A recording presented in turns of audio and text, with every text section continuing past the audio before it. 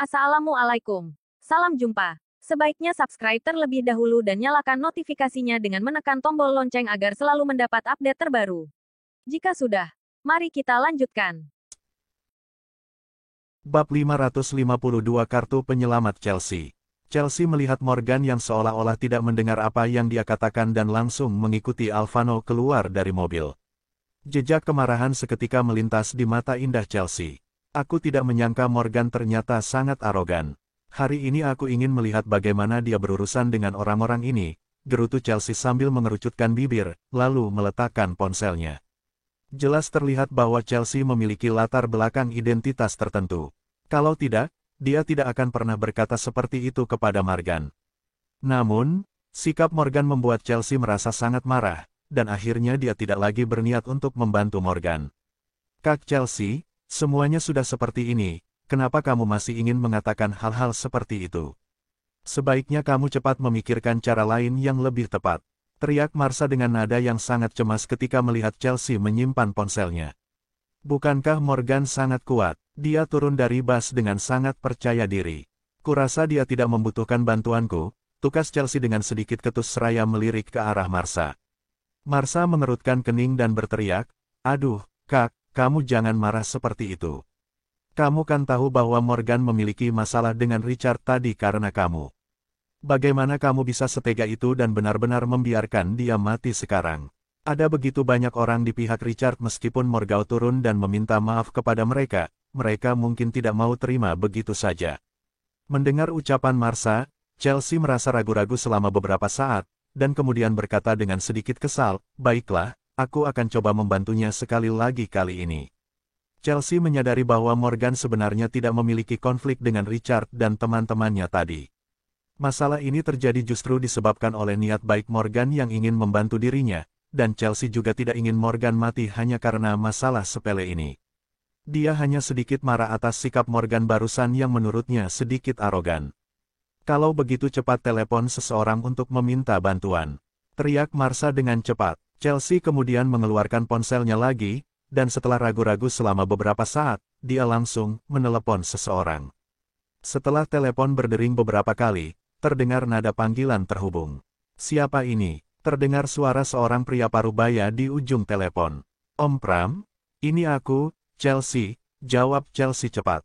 "Chelsea." Pria parubaya itu sejenak terkejut setelah mendengar nama itu, dan kemudian berkata dengan ringan, "Chelsea, kenapa kamu tiba-tiba ingat untuk menelepon ommu ini? Apa kamu mengalami masalah?" Dari nada bicara Pram saat menjawab telepon Chelsea yang terdengar acuh tak acuh, jelas terlihat bahwa hubungan antara kedua orang tersebut sangat biasa, bahkan nyaris tidak ada kedekatan.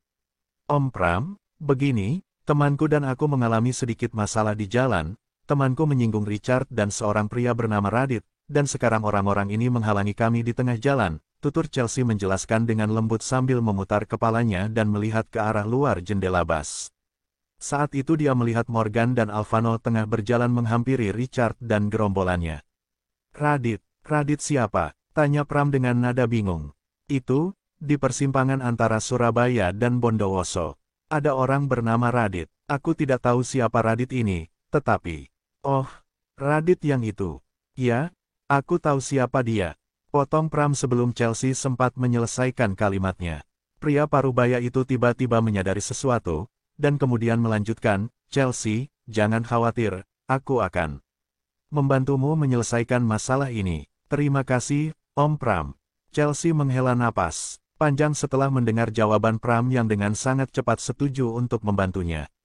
"Tidak perlu berterima kasih. Kakakmu pernah meneleponku dan berkata bahwa kamu akan meneleponku jika kamu mendapat masalah.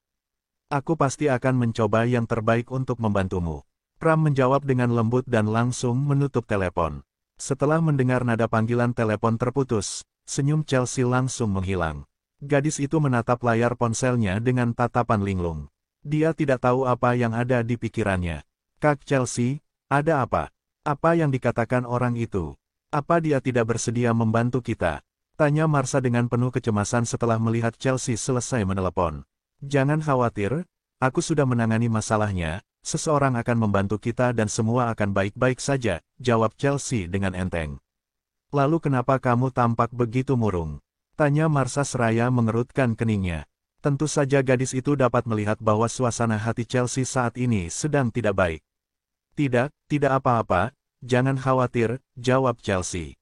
Lirih, dan tidak ingin menjelaskan terlalu banyak. Sebenarnya Chelsea memang tidak begitu akrab dengan Pram. Pram bersedia untuk membantunya semata-mata, karena dia pernah berutang budi kepada kakak Chelsea. Awalnya, Chelsea berencana menggunakan hubungan ini jika ada sesuatu yang sangat penting terjadi nanti. Namun dia tidak menyangka akan menyia-nyiakan hubungan tersebut untuk masalah sepele Morgan. Kesediaan Pram untuk membantu Chelsea tentu setara dengan membalas budi. Jadi jika suatu saat nanti Chelsea meminta bantuan lagi, Pram pasti tidak akan terlalu senang. Chelsea dalam suasana hati yang buruk karena dia pikir dia telah menyia-nyiakan kesempatan tersebut. Namun, sekarang setelah panggilan telepon selesai, tidak ada gunanya bagi Chelsea untuk menyesal. Gadis itu kemudian menoleh dan berbisik kepada Marsha, "Marsha, ayo turun. Apakah tidak apa-apa untuk turun dari bus sekarang? Bagaimana jika mereka juga melakukan sesuatu pada kita?" Tanya Marsha sedikit takut. "Seharusnya tidak ada apa-apa. Aku rasa kita harus membantu mereka dan melihat bagaimana situasinya," jawab Chelsea. Dia merasa yakin bahwa setelah menelepon Pram barusan, Richard dan kawan-kawan tidak akan memiliki keberanian untuk melakukan apapun padanya, dan gadis itu pun kemudian berjalan keluar dari bus dengan penuh percaya diri. Setelah ragu-ragu sejenak, Marsha pun akhirnya mengikuti Chelsea keluar dari bus untuk melihat apa yang akan terjadi. Pada saat yang sama, Radit, Richard, serta teman-temannya telah mengepung Morgan dan Alphano. Mereka semua memegang senjata dengan ekspresi wajah yang terlihat sangat ganas. Di sisi lain, Morgan dan Alphano terlihat sangat tenang.